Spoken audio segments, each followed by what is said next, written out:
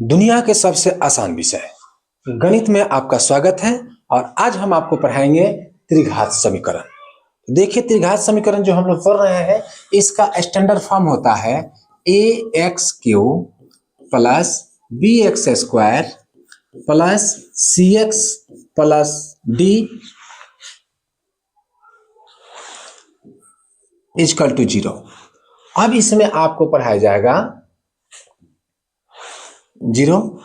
अब इसमें आप पढ़ेंगे कि x³ के गुणांक को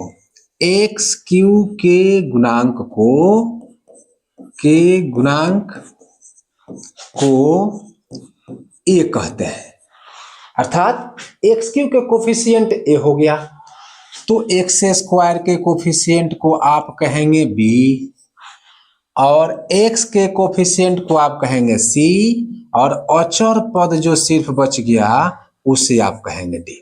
इतना बात आपको समझना। इसका क्रम बदल सकता है, इधर उधर कुछ भी हो सकता है।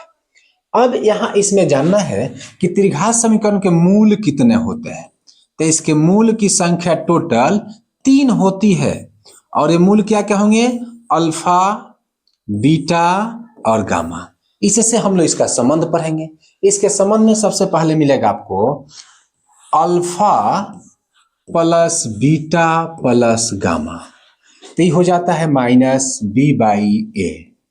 इसके आगे मिलेगा alpha into beta plus beta into gamma plus gamma into alpha equal to c/a।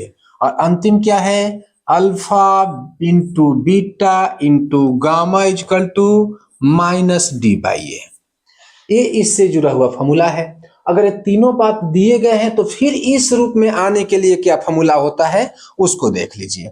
उसमें होता है x³ माइनस मूलों का योग, तो alpha plus beta plus gamma into x² plus alpha beta plus beta into gamma plus gamma into alpha into x और plus alpha into beta into gamma equal to 0। ये इसका standard form है। अगर alpha beta और gamma का मान दिया रहे तो वैसे इसका वैल्यू निकाल के यहाँ पुट कर देंगे तो त्रिघात समीकरण बन जाएगा। अगर त्रिघात समीकरण दिया गया है तो वहां से a b c और d का मान इजीली ज्ञात कर सकते हैं।